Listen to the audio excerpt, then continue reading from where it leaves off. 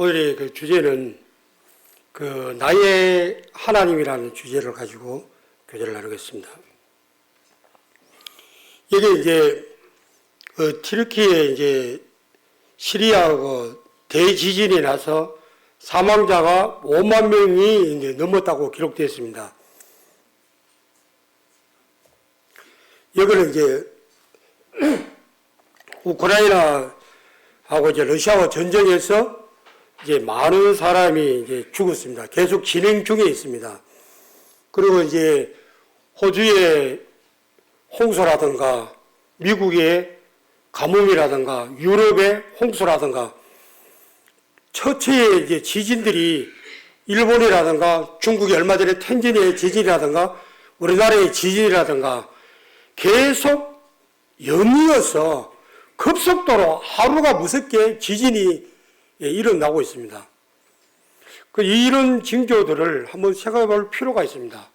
그리고 이제 코로나가 3년 반 정도 해서 이제 어느 정도 종식이 되어 가지만 이 코로나 통해서 세계 많은 사람이 통제되고 급속도로 인터넷이 이제 발전해서 모든 소식을 순식간에 볼 수 있는 시대를 점점 이게 빠르게 돌아가고 있습니다. 또 심지어는 미국의 어느 지역에는 단두대를 만들어 놓고 있는 곳도 있습니다. 그걸 제가 자료를 다 보여드리면 시간이 없기 때문에. 그리고 이스라엘에서는 이게 이제 제사를 드릴 때 레위기에 말씀처럼 붉은 소로 이게 제사를 드려야 된다는 그게 있기 때문에 실질적으로 붉은 소를 키워서 준비하고 있는 그것도 있습니다. 그리고 또 이게 유대교와 모든 종교는 하나다이고 외치고 그렇게 받아들이는 것도 있습니다. 지금은 극적으로 사우디와 이란이 지금 화합하고 있습니다. 원수 같은 나라가 화합하고 또 사이가 좋았던 나라가 전쟁으로 치고 있습니다. 우리는 이 시대가 어떤 시대인지를 한 번쯤은 생각해 볼 필요가 있습니다.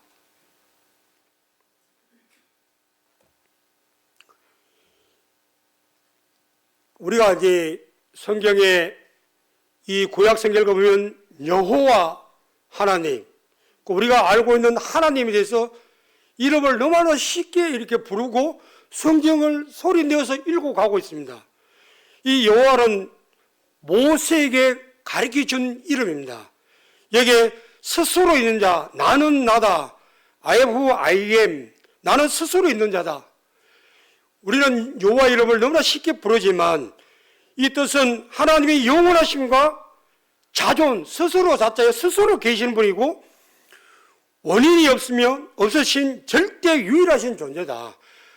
하나님 위에 다른 신이 없다고 스스로 선포하고 계십니다. 하나님의 교회성호 영광스러운 신명입니다. 우리가 잘 알고 있는 여호와는 자기 백성과 관계되는 구원이나 언약, 성취 그리고 하나님 자신의 진실하심과 인자하심과 관련된 주로 사용되어 있습니다.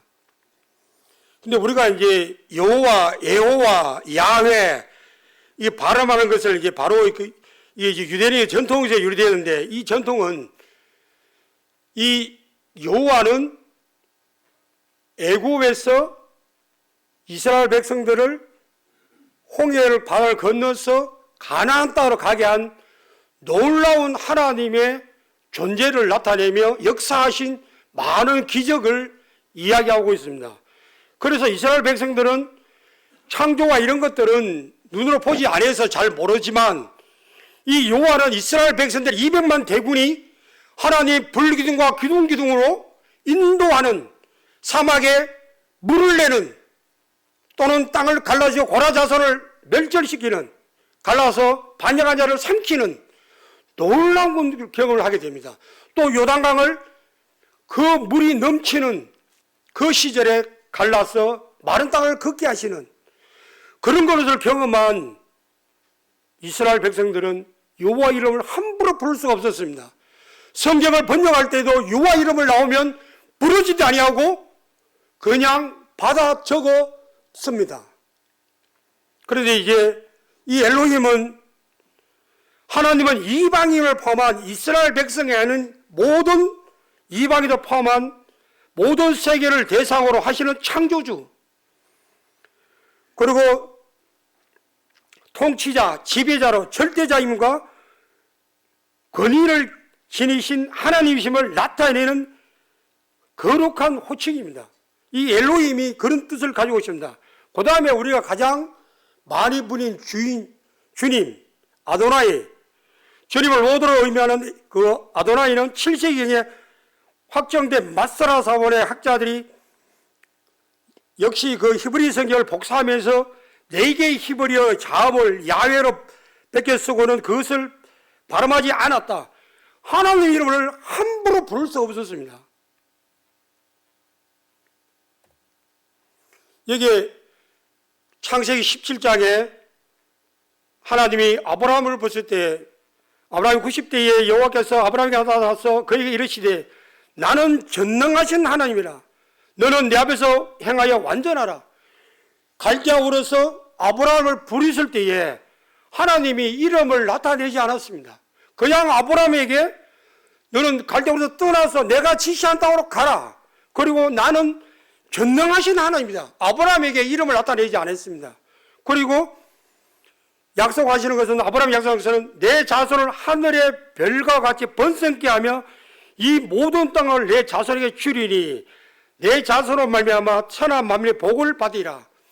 여기 아브라함에게 복의 근원이고 이제 전능하신 하나님을 나타내시는데 사라가 죽은 자 같이 되어서 생리가 끊기고 도저히 사람의 생각으로 사람의 능력으로 아이를 출산할 수 없을 때에 하나님이 나타내서 이제 이삭이라는 것을 자녀를 주십니다. 이것이 하나님은 사람은 할 수 없으되 하나님은 할 수 있는 일이라 전능하신 하나님이라는 것을 나타내는 걸 볼 수 있습니다. 두 번째로 이삭의 하나입니다.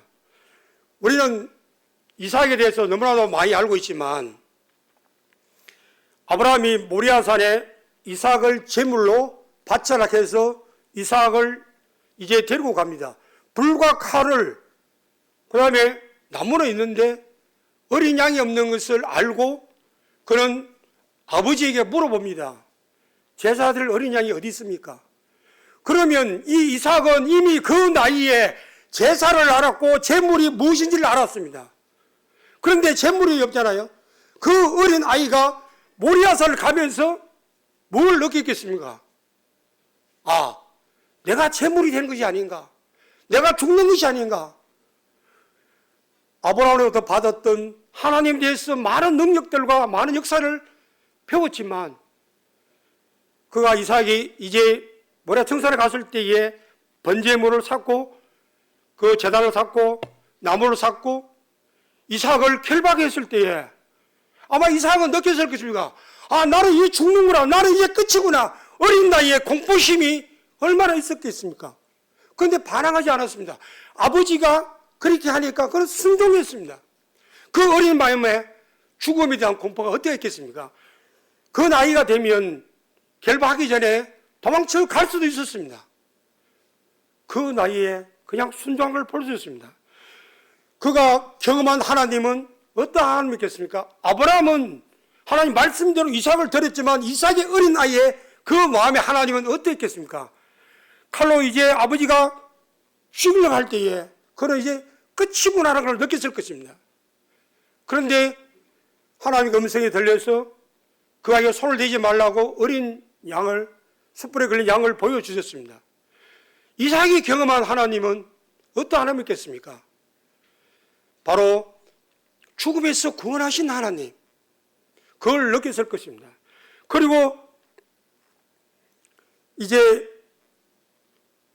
이삭은 축복을 받아서 옮기면서 이제 이삭의 특징이 우물을 이제 많이 파는 걸 볼 수 있습니다. 제가 알기로는 이삭의 종들이 골짜기를 파서 셈의 근을 얻었대. 26장에 이 이삭의 생애는 뭐 특별한 게 없고 모리아산의 제물로 갖고 그 다음에 샘물을 많이 이게 파는 걸 볼 수 있습니다. 20절에 그날 목자들이 이삭의 목자와 다투어 이르되 이 물은 우리의 것이라 하며 이삭이 그 다툼으로 말미암아 그 우물을 에색이라 하였으며 21절에 또 다른 우물을 팠더니 그들이 또 다툼으로 이름을 신나라 하였으며 이삭이 거기서 옮겨 다른 우물을 팠더니 그들이 다투지 아니하므로 그 이름을 르호봇이라 하여 이르되 이제는 여호와께서 우리를 위하여 넓게 하셨으니 이 땅에서 우리가 번성하려 하였더라. 그날에 이삭의 종들이 자기들이 판 우물에 대하여 이삭에게 와서 알리어 이르되 우리가 물을 얻었나이다 하며 그가 그 이름을 세바란지라. 그러므로 그 성읍 이름이 오늘날까지 벌세바였더라. 자, 저기 보면 그랄이 있고 그랄 골짜기 있는데 그 다음에 에스, 신나, 르호봇, 벌세바 이렇게 쭉 표시가 되어 있습니다. 이게 거리가 약 50km입니다. 근데 여기가 광야이기 때문에 그냥 쉽게 파서 물을 얻을 수 있는 건 아닙니다. 우리가 그 사마리아 우물가에 여인의 야곱의 우물이 나옵니다. 그 우물이 깊이가 30m입니다. 그러면 사람이 그 당시에 삽과 꽃갱이로 30m 깊이를 판다 그러면 물론 좀 덜 팔 수도 있겠죠. 얼마나 파야 될까요? 근데 이게 우물을 얻는다는 것이 상당히 어려운 것입니다. 그래서 기쁘니까 이삭에 달려가서 우리가 셈의 근원을 얻었다 이렇게 자랑을 하는 것입니다. 그만큼 어려웠다는 것이죠. 우리는 아브라함은 우리가 그 성부 아버지 하나님을 나타낸다면 이삭은 예수님을 나타내는데 특징이 이 이삭은 순종입니다. 순종. 다투지 않습니다. 그리고 제물로 바쳐졌다는 것입니다. 그래서 예수님께서 여기도 그 사마리아 성 여인의 남편을 다스려 바꾼 만족이 없는 인간으로서 채워지지 않는 그곳에 예수님이 피곤한 몸으로 이끌고 그 가서 그 여인을 만나 주셨습니다. 나는 생수다. 영원히 목마르지 않는 생수다. 생명의 근원이다. 이 물을 먹는 자마다 목마르리라. 내가 주는 물은 영원히 목마르지 않을 터요. 그것은 인간으로 채울 수 없는 그것을 채워줄 수 있는 그것이 바로 예수님이다. 생명의 근원이다. 이 물은 동물들과 사람이 먹여만 살 수 있잖아요. 물 없이는 살 수 없잖아요. 바로 생수의 근원된 이 이삭이 예수님을 대표한다면 그러면 이 야곱은 아브라함의 하나님, 이삭의 하나님, 야곱의 하나님. 여기 이제 우리가 다 잘 아시다시피 이 야곱은 이름이 발꿈치를 잡다, 밀어젖히다, 속여 넘기다. 그래서 이 야곱을 지렁이 같은 야곱아 또는 속이는 자 이렇게 우리가 다 이게 잘 알고 있습니다. 근데 이 야곱이 하나님을 만나고 난 뒤에 변화된 이름이 우리가 잘 아는 이스라엘입니다. 이스라엘 우리가 알다시피 하나님과 사람과 겨루어 이김. 그 다음에 이게 이제 다른 쪽으로 이렇게 찾아보니까 이런 게 하나님이 대신 싸워 주시는 자. 그래서 구약에 이스라엘에 나오면 하나님이 대신 싸워 주는 부분이 상당히 많은 부분이 있습니다. 제가 그걸 일일이 찾지는 않겠습니다. 그래서 우리가 이스라엘이라 그러면 하나님과 사람이 겨루어 이긴 자다. 또는 하나님이 대신 싸워 주시는 자다. 예, 그걸 생각하면서 이제 말씀을 보겠습니다. 창세기 28장에 13절에 보면 또 본적 여호와께서 그 위에 서서 이르시되 나는 여호와니 너의 조부 아브라함 하나님이요 이삭의 하나님이라. 내가 누워있는 땅을 내가 너와 내 자손을 주리라. 꿈속에서 상닥다리에서 천사들 왕양을 보고 이건 하나님의 군대다. 그 꿈으로만 봤고 말씀으로만 들었던 야곱이었습니다.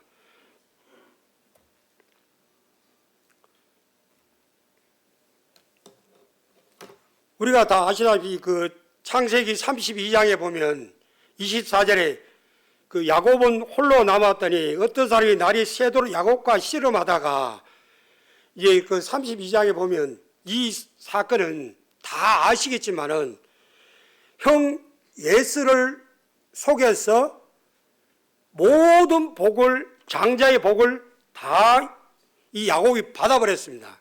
그래서 이 예스가 동생을 야곱을 죽이기로 결심을 합니다. 그래서 이제 어머니가 리브가가 이 야곱을 밧담 아람으로 보내버립니다. 어떻게 두 아들을 잃으랴. 그래서 보내버리고 난 뒤에 거기서 살면서 이제 거기서 물론 이제 많은 부를 느끼지만 그러고 난 뒤에 하나님이 지시한 땅으로 이제 돌아가라고 했을 때에 말씀으로만 들었던 야곱이 눈으로 직접 경험하지 못한 일단 창세기 33장 한번 보시겠습니다. 32장 한번 보시겠습니다.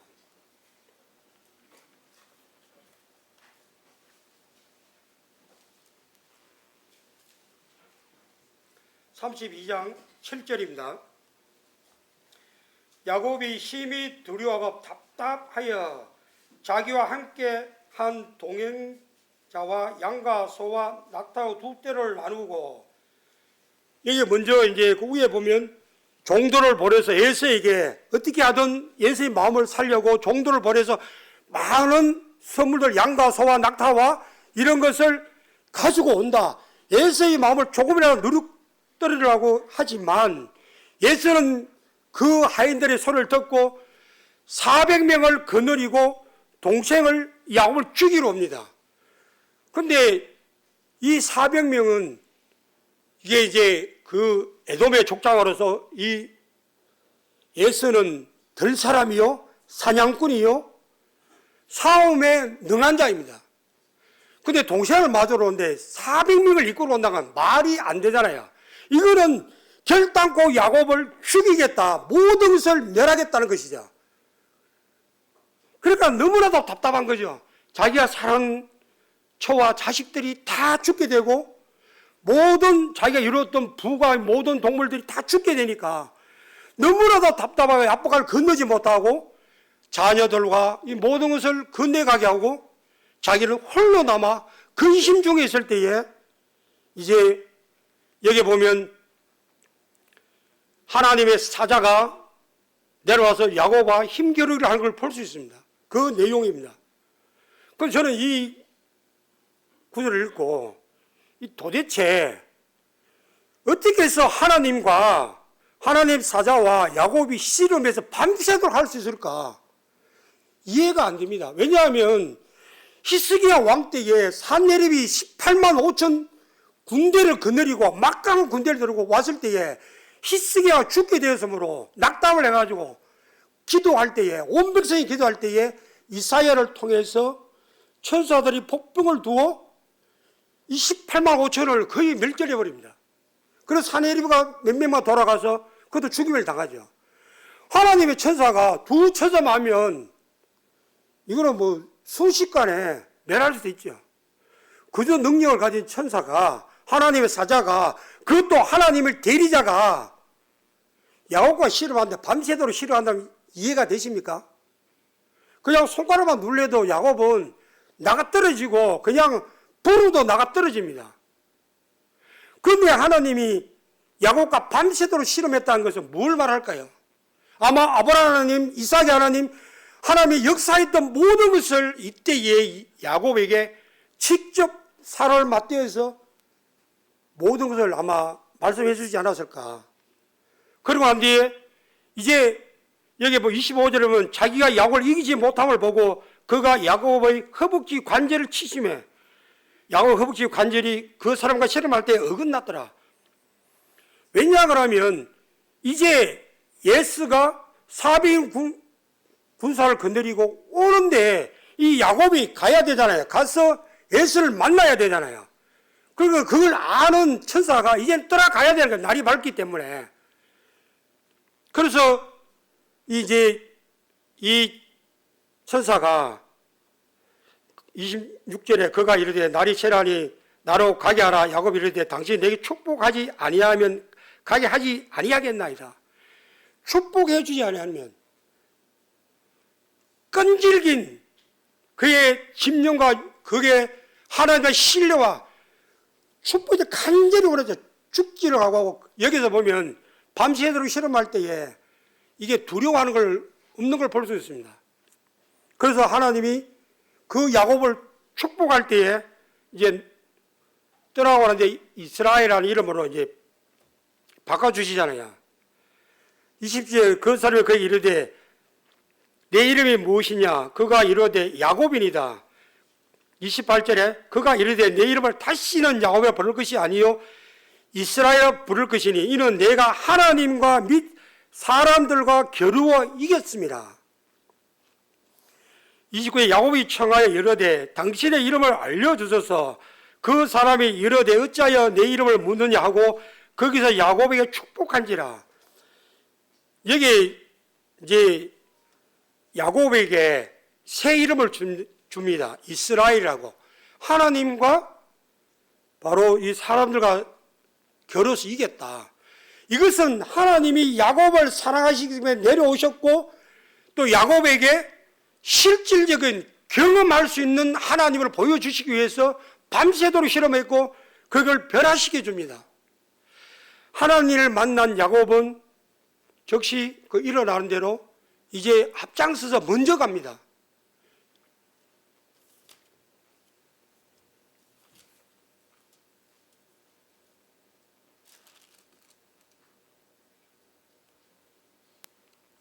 (33절에) 10절입니다. 창세기 33장 10절에 야곱이 이르되 그렇지 아니하나이다. 내가 형님의 눈앞에서 은혜를 입었사오며 청컨대 내 손에서 이 예물을 받으소서. 내가 형님 얼굴을 배운 적 하나님의 얼굴을 본 것 같사오며 형님도 나를 기뻐하심이이다. 여기서 보면 이 에서가 400일의 군대를 건드려 왔습니다. 그런데 이 동생 야곱을 만났습니다. 당장 죽일 것 같은 야곱이 보고 그 에서의 마음이 변해졌습니다. 이거 어떻게 이걸 가능하게 할까요? 이거 사람의 힘으로는 도무지 그 마음을 변화시킬 수 없습니다. 하나님이 에서의 마음을 변화시킨 거죠. 그래서 야곱이 에서가 변하는 모습을 봤을 때 하나님이 에서를 변화시킨 그 모습을 봤을 때 은혜를 입었음을 하나님의 역사하심을 직접 눈으로 경험한 거잖아요. 그래서 이 야곱은 경험하신 하나님, 아브라함이 경험하신 하나님, 이삭이 경험하신 하나님, 야곱이 경험하신 하나님, 직접 부딪혀서 본 하나님, 그가 세계가 변화된 걸 볼 수 있습니다. 그러면 신약에 왔을 때에 우리는 이제 예수님이 이 세 명을 살리셨는데, 죽은 자를 살리셨는데, 첫째는 이제 나인성 과부의 아들입니다. 누가복음 7장 11절에 14절에 있는데 이 나인성은 기쁨의 성입니다. 그런데 이 과부가 이 청년이 죽었을 때 봤을 때에 이 과부가 남편이 언제 죽은지 모르겠지만 과부로서 아들을 키우고 있었는데 그 과부의 모든 소망이 아들에게 있었습니다. 이제 아들이 장성해서 편하게 살 수 있는지, 기쁨으로 살 수 있는지, 또는 며느리를 보고 즐겁게 살 수 있는지를 몰랐습니다. 아마 그렇게 또 생각했는지 모르겠습니다. 모든 소망이 그의 아들에게 있었을 것입니다. 그런데 남편도 일찍 잃고 그 아들이 갑자기 죽어버렸습니다. 그럴 때 모든 것이 무너지고 모든 것이 허망해지고 어찌할 수 없는 슬픔 속에 있을 때에 그 많은 사람들이 함께 울고 슬퍼해 주셨습니다. 그리고 그 관을 메고 오는 그곳에 예수님이 나타났습니다. 이 주님께서 이 과부의 아들의 관에 손을 대시고 청년에게 일어나라고 말씀하십니다. 이 과부가 느끼는 그것은 정말로 이 예수님은 그가 경험해서 얼마나 놀라운 하나님을 경험하게 될 것입니다. 죽은 아들이 살아났으므로 소망이 생기고 즐거움이 생기고 정말 기쁨에서의 거하는 즐거움을 아마 맛봤을 것입니다. 이 나사렛에서 이게 나이선까지가 16km입니다. 16km면 아마 동강병원에서 일산 해수욕장까지 거리가 16km입니다. 그 정도로 예수님이 이 과부를 만나기 위해서 16km를 걸어오셨습니다. 예수님은 사마리아 우물가 여인을 사랑해서 지친 몸으로 거기까지 갔었습니다.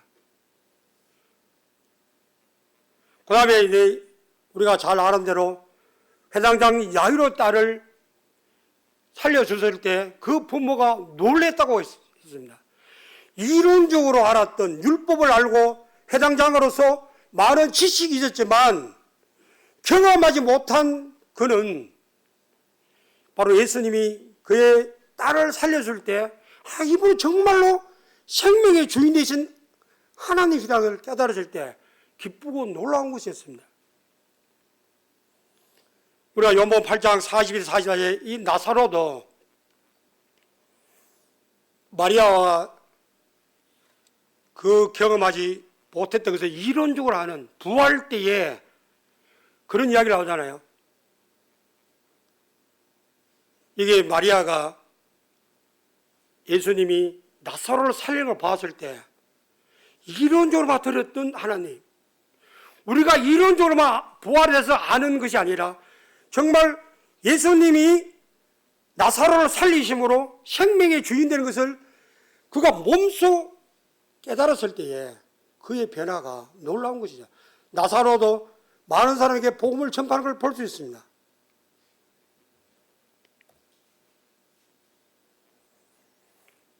우리가 성경에 아빠, 아버지, 하나님 이렇게 이제 성경에 나오는데 3번 나옵니다.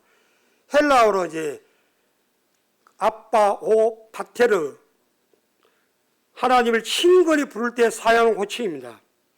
아빠, 아버지, 아람어로 아바, 히브리어로 아부, 파테르. 이 헬라어 문화권의 이방인들이 아버지를 부르는 일상 용어입니다. 여기 성경에 3번 나오는데 이르시되 아빠, 아버지여, 아버지께서 모든 것이 가능하오니 이 잔을 내게서 옮기옵소서. 그러나 나의 원대로 마시옵고 아버지의 원대로 하옵소서.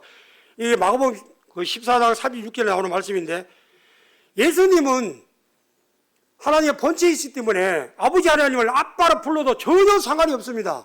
동등되신 분이기 때문에 친밀하시기 때문에 삼위일체 되는 하나님이 아빠 아버지를 본 것은 어쩌면 당연한지도 모르겠습니다.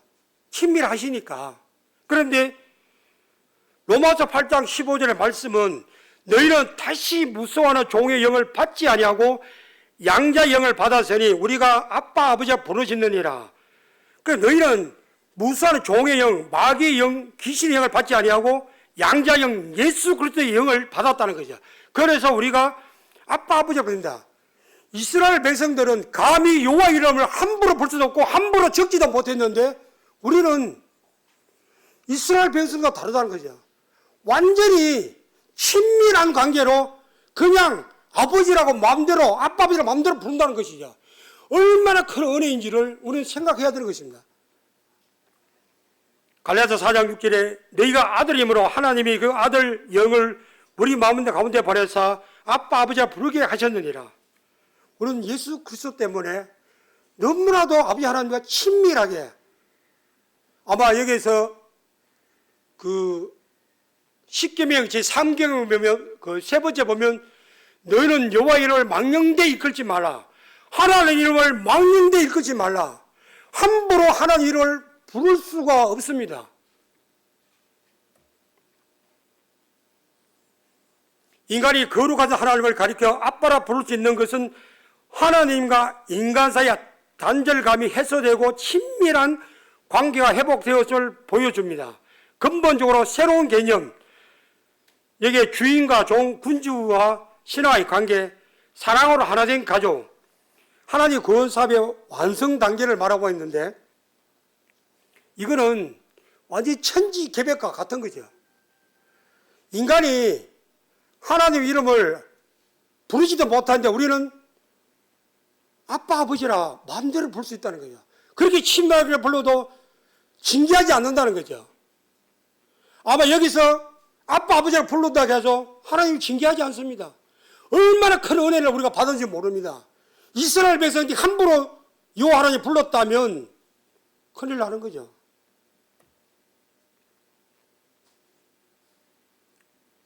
우리는 생각할 필요가 있습니다. 어떤 사람은 극심한 고통 가운데 지금 있을 수도 있습니다. 또 어떤 사람은 뼈를 깎는 아픔이 있을 수도 있습니다. 어쩌면 긴 터널 어둠 속에 날이 밝아오지 않을 것 같은 환경 속에 얼음 속에 재산의 문제, 돈의 문제, 건강의 문제로 많은 어려움 속에 있을 수도 있습니다. 그리고 자연 문제로 여기 하나님 우리를 생각하는 것을 보실 수 있는데 성경에 예수님은 1273번이 나옵니다. 그리고 주님은 7759번이 나옵니다. 이스라엘의 하나님, 아브라함 하나님, 야곱의 하나님, 아브라함 하나님, 이삭의 하나님, 야곱의 하나님, 이스라엘의 하나님, 나의 하나님. 여기에 이스라엘 하나님도 1843회가 나옵니다. 그냥 하나님은 3977회가 나옵니다. 하나님 우리를 생각할 때에 우리는 아들과 딸로 여겨주신다는 성경이 다 기록되어 있습니다. 이거 모르시는 분은 아무도 없습니다. 예수 그리스도를 믿고 구원받은 성도들은 다 하나님의 딸로 아들로 여겨지고 있습니다. 그리고 요한계시록은 예수님의 신부로 여기에 우리가 생각해 봐야 되거든. 여기는 뭐 남이 아니라는 거죠. 가장 가까이 족보로서 가장 가까이 남이 될 수 없는 하나님이 표현할 수 있는 방법 중에 가장 가까이 있는 방법이 아들, 딸이고 신부입니다. 부부가 몇 인칭이에요? 부부가 몇 천입니까? 무천입니다. 하나님 우리가 무천을 만들어놨어요. 무천으로. 그래서 성도들은 실패가 있는 것이 아니라 오직 과정만 있고 점검같이 연단되어 하나님의 성품을 닮아가며 하나님 손에 다듬어지고 있는 중입니다. 그 환난이나 어려움이나 뼈아픈 고통이 지나고 나면 하나님이 나에게 가장 소중한 것을 주셨다는 것을 인식하게 하고 하나님의 임재를 나타내고 하나님의 경륜 속에 나를 두시고 있다는 것을 경험하게 하는 것입니다.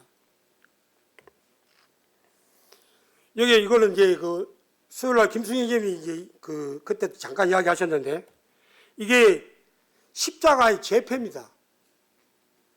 근데 여기 이제 십자가 제패에 이제 요한복음 19장 19, 20절에 이게 세 가지 언어로 이게 이제 기록되어 있는데 이 히브리어 말로는 이제 종교 이제 나사렛 예수 유대인의 왕 이제 그렇게 이제 기록이 되어 있는데 뭐 이거 찾아보니까 이게 이제 유대교가 율법도 있고 이게 다른 종교는 법이 잘 없는데 이 법이 있고 하나님도 창조주도 있고 그 다음에 모든 것에 예표되는 종교의 세계 모든 종교의 대표성이 유대교로 이 시작이 된다는 것 같더라고요. 저는 자세히 모르겠지만 그래서 나사렛 유대인의 왕 모든 종교의 대표성을 가진 그런데 단 하나 구원자인 예수 그리스도가 빠졌다는 거예요. 구원자가 빠진 것입니다. 하나님도 있지만 구원자가 빠졌다는 것입니다. 두 번째로 이제 헬라 그리스 문화는 세계 모든 이제 문화라고 했잖아요. 예수스, 호 나자리오 호, 바실루스 톤 유대인은 이게 이제 그 글씨가 두 번째 글씨입니다. 이거는 이제 헬라는 이제 문화라고 말이야. 모든 문화의 대표성이 이 그리스 헬라 문화잖아요. 그 다음에 이제 로마로서 이제 정치, 모든 길은 로마로 통한다. 모든 정치는 로마에서 나온다라는 이제 그런 뜻이 이제 예수스 나제누스 렉스 유대오rum. 근데 여기 이제 십자가 패의 비밀이 있습니다. 에우딤, 이게 유대인들 갈 때 에우딤이라고 하고, 그 다음에 메시아, 왕, 그 다음에 나자렛, 그 다음에 예수, 이걸 히브리어로 쓰면, 오로드에서 왼쪽을 읽으면 이 글자가 야훼가 됩니다. 야훼. 야훼가 여호와라는 이름 뜻이죠. 예수님은 스스로 있는 자다. 하나님과 동독한 자다. 너희가 말하는 두려워하는 하나님이다.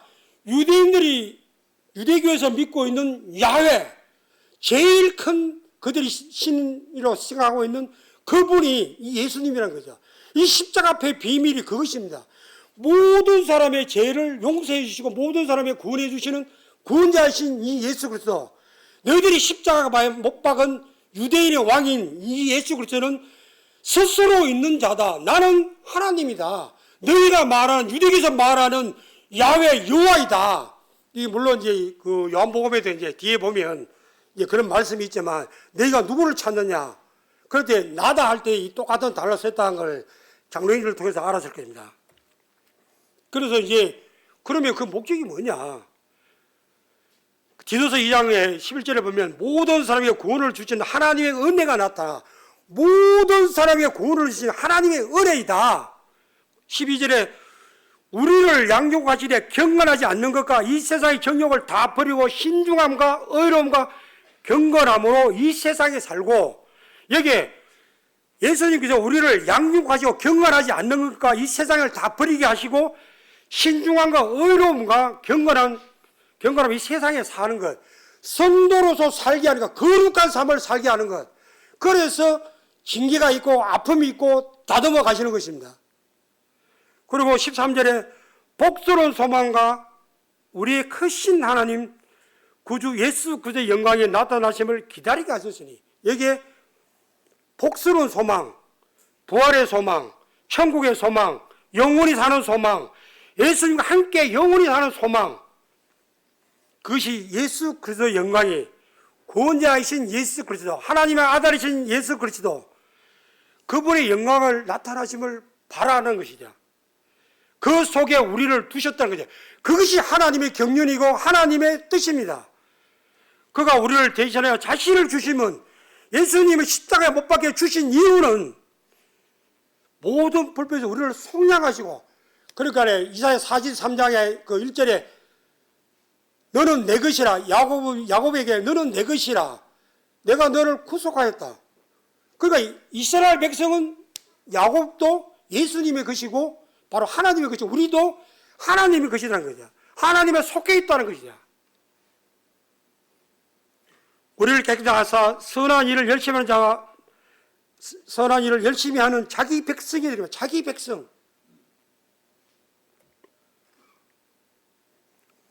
이 적용에서 나를 연단하여 하나님의 믿음의 사로 만드신다. 이 가만히 있으면 이 연단이 안 돼요. 하나님 역사하지 않습니다. 가만히 있으면 하나님이 이 믿음이 있는지 없는지를 또 시험하지도 않습니다.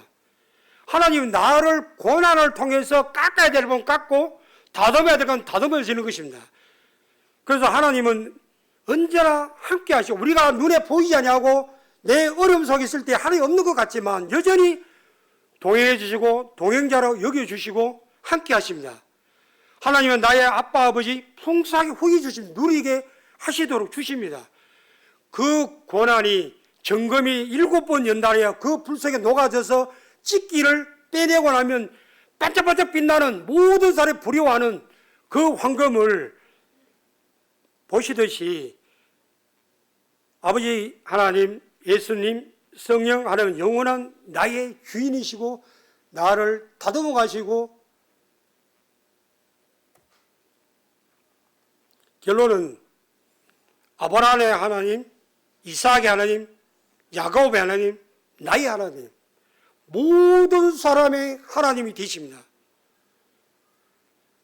제 자신이나 어떻게 보면 우리가 기도를 간절히 야곱처럼 밤새도록 하나님과 실험해 보십시오.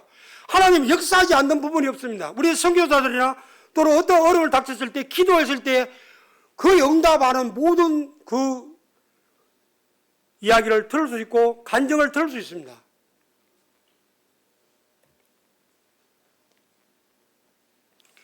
대저 의인은 7번 넘어져도 다시 일어나리니와 악인은 재앙으로 인하여 엎드러지니라. 잠언24 16절입니다. 대저 의인은 우리는 다 구원받은 성도이고 7번 넘어져 다시 일어날 수 있는 힘을 주시고 또 일어나야 합니다.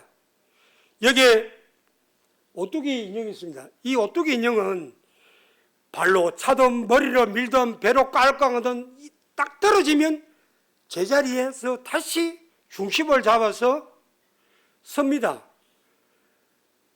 다윗이 고백하거든. 하나님은 나의 반석이시여, 나의 요새시여, 나의 구원자시여, 나의 방패시여, 나의 산성이시여. 다윗의 모든 것을 경험했습니다. 직접 몸으로 부딪혀 경험했을 때에 그런 시편이 나오듯이 우리는 어디에 있어야 할까요? 이 오뚜기가 넘어졌다가 다시 일어서는 그 중심이 하부에 있기 때문에 우리는 예수 그리스도의 반석에 굳게 뿌리를 박고 강건하게 서 있을 때에 언제든지 넘어져, 물론 교회 한 번 안 나올 수도 있고 넘어질 수도 있고 죄를 지을 수도 있고 악하게 행동할 수도 있습니다. 범죄할 수도 있습니다. 그러나 여전히 다시 예수 그리스도의 반석에 다시 돌아와야 되는 것입니다. 그것이 하나님이 기뻐하시는 것, 하나님 우리에게 요구하시는 것입니다. 그래서 요한일서나 이서나 쭉 보면 주안에, 형제에게 주안에 많은 부분을 쓰고 있습니다. 사랑의 사도가 요한서에 보면 주안에, 주님 안에 내가 과연 어디에 있어야 될지를 아는 것이 참 중요한 것 같습니다. 이제 환난의 시기와 마지막 시기고 주님 오시 심히 임박한 이때에 정말 내가 있어야 될 곳은 바로 예수 그리스도 안에, 반석이신 예수 안에 서 있는 거라고 생각합니다. 오뚜기처럼 언제나 일어나기를 바라겠습니다. 이상입니다. 마치겠습니다. 감사합니다.